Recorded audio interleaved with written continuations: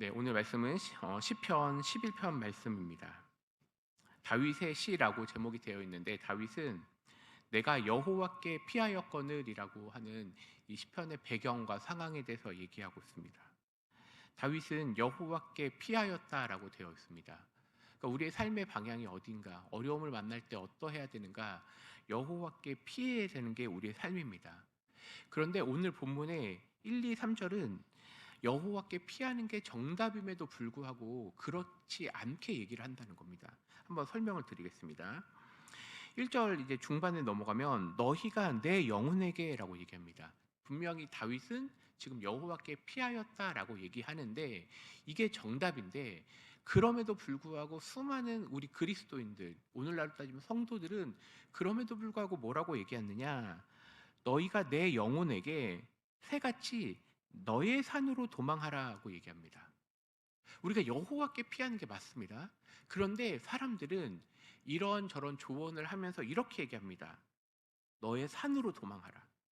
이게 무슨 말인가 생각해 보면 이렇습니다. 2절에 보니 악인이 활을 당기고 화살을 시위에 먹이며 마음이 바른 자를 어두운 데서 쏘려 하는도다.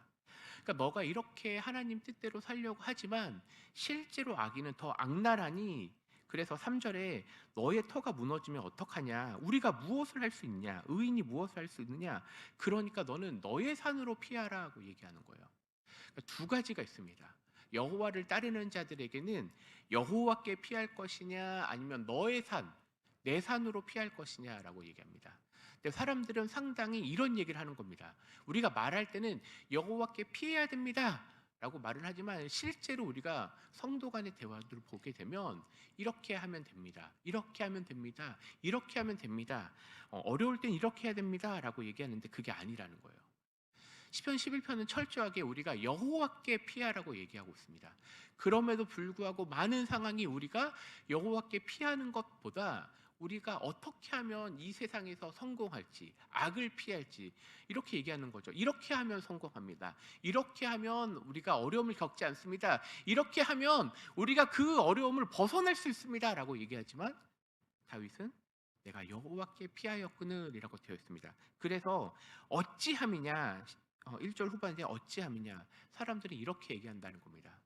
그러면서 다윗은 무엇이라 고백하냐면 4절에 여호와께서는 그의 성전에 계시고라고 되어 있어요. 이제 1절에서 말한 내가 여호와께 피하였다라는 말을 설명하고 있습니다. 그게 4절인데 여호와께서는 그의 성전에 계시고 그의 보좌는 하늘에 있으며라고 되어 있습니다.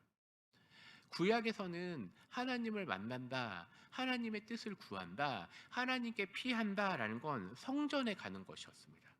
그러니까 이런 어려움 속에서도 어려움을 만날 때 하나님 앞에 피하는 건 우리가 성전에 가는 것입니다. 오늘날 우리는 어떻습니까? 이제 이것들을 우리 삶에 적용해 보면 이렇습니다. 우리가 많은 사람들이 삶의 어려움을 만나게 됩니다.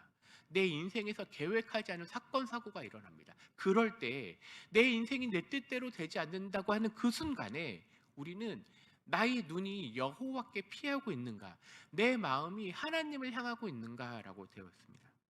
여호와의 보좌는 하늘에 있으며 4절에 그의 눈이 인생을 통촉하시고, 여기서 통촉한다는 건 보고 계신다는 거예요. 하나님께서 우리의 삶을 보고 계시고 또 그의 안목이 그들을 감찰하신다, 시험하신다는 거예요. 그래, 이런 어려움이 있지? 자, 너 한번 하나님이 물론 이런 거예요. 우리를 유혹한다는 게 아니라 테스트하는 거예요. 이런 상황 속에서도 우리가 얼마나 하나님을 의지하고 있는지 그것을 얘기합니다. 그러면서 5절에 반복되는 단어가 또 감찰입니다. 여호와는요, 이런 테스트를 누구에게 하시죠? 의인에게 하신다고 합니다. 여기서 말하는 의인은 하나님을 따르는 자, 하나님의 선하심을 구하는 자를 얘기하는 겁니다. 그러니까 우리의 삶이 어려움이 있을 때 이런 어려움 속에서 우리는 내 눈이, 내 마음이 어디를 향하고 있는가? 하나님은 우리를 보고 계신다고 했죠. 하나님 우리를 테스트한다고 하였습니다. 그러면서 5절에 악인과 폭력을 좋아하는 자를 하나님은 마음에 미워하십니다. 마음에 미워하신다는 거예요. 그러면 하나님께서 의인을 감찰하고 또 악인에 대해서 미워하신다는 게 어떻게 나타나는가라고 하니까 6절에 악인에게는 하나님의 어떤 이런 심판이 그물을 던지심 같이, 피할 수가 없다는 거예요. 분명히 악인, 하나님을 따르지 않은 자에게는 심판이 임하는데 그물을 던진다는 거예요. 이 그물을 오늘날로 따지면 어떤 거냐면, 우리 비를 피할 수 있나요? 비가 오는데 우산이 없으면 비를 피할 수 없죠. 그런 것처럼 반드시 심판이 임하는데 불과 유황, 태우는 바람으로 심판하신다는 겁니다.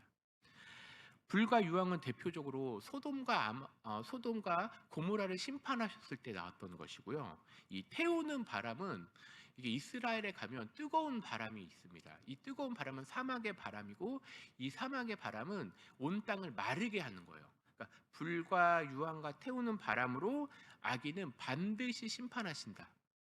그래서 7절에 여호와는 의로우사 의로운 일을 좋아하시느니, 여기서 말하는 의는 우리가 옳고 그름에 대한 의보다 여기서 말하는 의는 하나님의 뜻을 따르는 것을 얘기하는 거예요. 하나님의 뜻을 따르는 것. 그러면서 의로운 일을 좋아하시나니 정직한 자, 앞서 얘기했던 의인은 그의 얼굴을 배우리오다라고 되었어요.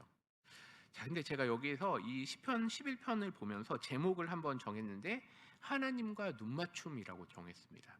왜 그러냐면, 다시 한번 4절에 보시면요, 우리가 어려움을 겪을 때 4절에 하나님의 눈이 뭐라고 돼 있죠? 인생을 통촉하시고, 요 히브리어가 보다라는 히브리어예요. 근데 똑같은 히브리어를 어디에 쓰냐면 가장 마지막 7절에 정직한 자는 그의 얼굴을 뭐 한다고요?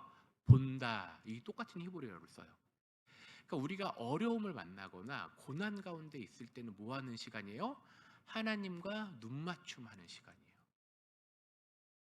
우리는 대부분 좋을 때만 하나님과 가족들하고 하는데, 그게 아니라 하나님은 우리들 가운데 테스트 하신다고 했죠. 어려움을 주신다는 거예요. 근데 그 어려움의 시간이 뭐 하는 거예요? 하나님과 내가 눈맞춤하는 시간이에요. 그러니까 우리가 어려움이 찾아올 때 그거는 분명히 우리 마음이 속상하고 어려움이 있죠. 그렇지만 그 어려움과 고난을 통해서 우린 누구랑 눈 맞추죠? 하나님과 눈 맞춤하는 시간이다는 거예요. 그래서 다윗은 그 얘기를 하는 거예요. 내가 여호와께 피하였다는 건 다른 말이 아니라 내 눈은, 내 마음은 오직 주님을 바라보고 있습니다. 그러니까 다른 거 제가 보지 않겠습니다. 사람들이 말하는 방법, 이것저것에 대해서 내가 거기에 눈을 돌리는 게 아니라 내 어려움 가운데 오직 주님을 바라보고, 반대로 주님은 누구를 보고 계시죠? 우리를 보고 계신다는 거예요. 그래서 눈맞춤이에요. 우리가 어려움 가운데 기도하시죠? 그 기도는 어떤 시간이에요? 눈맞춤의 시간인 거예요. 오늘 이 새벽 가운데 우리가 하나님과 눈맞춤하셨으면 좋겠습니다. 혹 인생의 내 삶, 내 계획대로 무엇이 되지 않는 그 순간에 우리는 시험이지만 뭐라고 생각해요? 하나님과 눈 맞추는 시간입니다. 제가 주님 바라보겠습니다. 주님의 뜻을 구하겠습니다. 사실은 우리가 가족, 특별히 부부 간에도 잘 눈 맞춤 많이 안 하죠. 근데 꼭 해야 될 시간들이 있습니다.